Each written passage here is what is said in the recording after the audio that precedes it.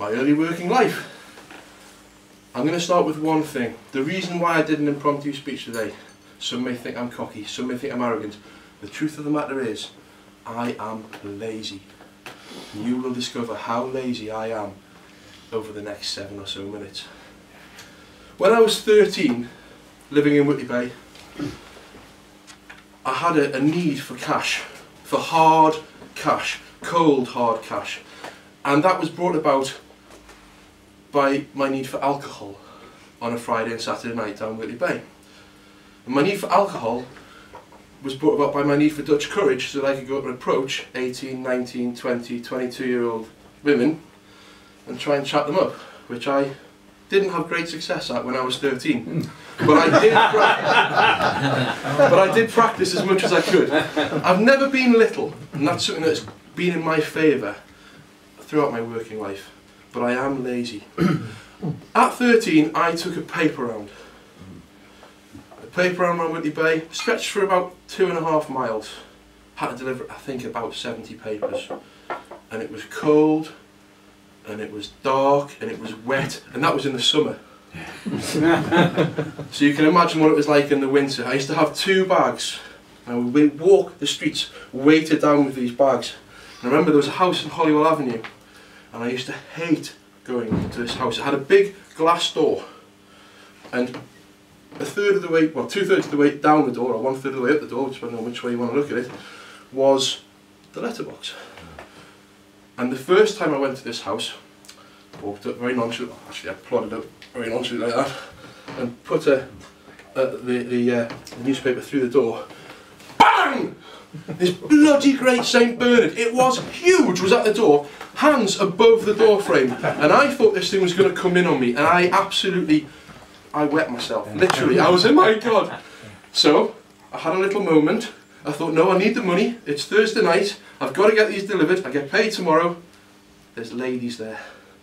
So I carried on around, and the next day, and the next day, and the next day, and I did Sunday papers, and the Sunday papers were a nightmare because all the supplements. So I was actually stood at this door, like this, feeding this thing through, and all I could hear was this St. Bernard snarling at me. And as I pulled, I thought I'll have a little game with it, so I used to push the paper in, it would get a hold of it, and I'd pull it back out like that as hard as I could. Can you imagine this St. Bernard's face going? Now very soon this turned to papier-mâché with all the slabber from the St. Bernard. And I got put on a different round, and it wasn't as much fun. So I thought, well actually, I don't want another round that's even longer with more papers. So, I don't know, I'll take up a milk round. It's more money. I only have to do it 2 nights a week and I get more money. Now the milk round was very cold, and it was very wet, and it was very windy, and you had to carry cash, which was a little bit dodgy when you're 13 and a half, 14 years old. But I did it, nonetheless. Luckily no St. Bernards. What I did have was, oh, I'm sorry, you know, I haven't got any money. Can you come back next week? Yes, I was going to come back next week anyway. You pay every week. You pay every Friday. Oh, I haven't got any money. Can I pay you next week? And I would go out one day and get £20, and the next day I'd be coming back in with about 400 on the next Friday. And that wasn't very safe. And it was cold. And it was a long walk. And I'm lazy. Very, very lazy.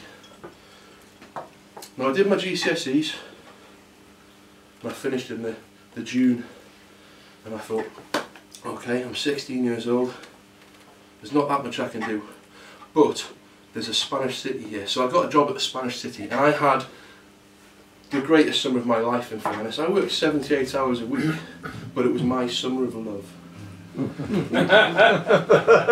Because I worked the waltzer. Yeah? What do you want? That's the dream job. Now I took over from somebody. The waltzer at the Spanish city wasn't very good, in fairness.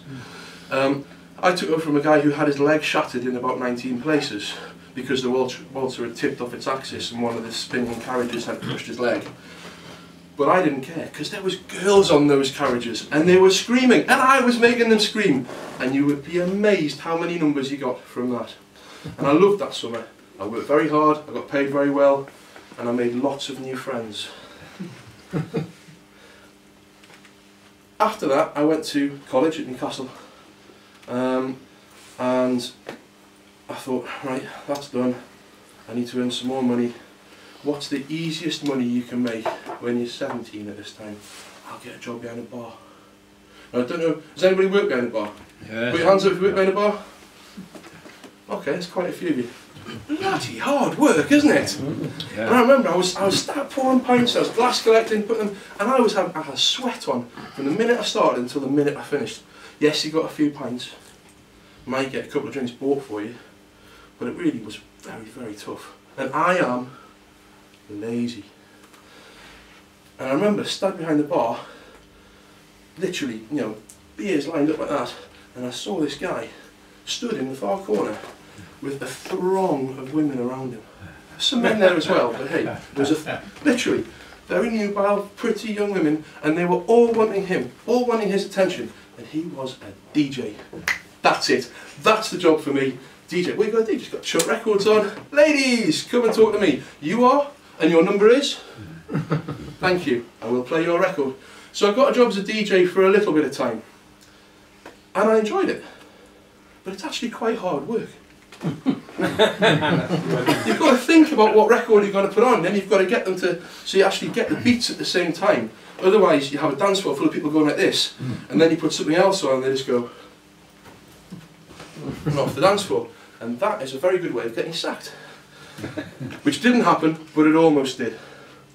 So I thought, well, where can I go from here? That's a good job. I know, what I really fancy doing is being a doorman. I know what you think. They're all thugs, they're big, they're meathead, they're daft. I'm the ideal candidate. And I was. I started working on and off on doors a little bit before I DJ'd actually. I started when I was 16, it was before you had to have a licence, in the big market at 16. My very first night I told two of the biggest gangsters in Newcastle that if they didn't stop doing what they were doing, I was going to throw them out of my bar. I live to tell the tale. That's fantastic. I learned very quickly to be nice to people, to not be an idiot, to be the person that you'd want to experience when you went into a pub. And what I also learned was, it's always good to have a little book so you can get the numbers. Ladies! And I earned very good money. I paid my way through university doing door work, and I also looked after bands, and I did a very little bit of bodyguarding work, which I might tell you about another time. But one thing I will say, just to dispel any myths about doormen being meatheads and thick and stupid. I worked at the Riverside in Newcastle. I don't know if any of you ever went to the Riverside in Newcastle. It was a fantastic live music venue. There's actually just been a book published about it. Probably the best live music venue ever in the north. We had bands, we had David Bowie play there. We had Nirvana making their first UK concert there. It was brilliant.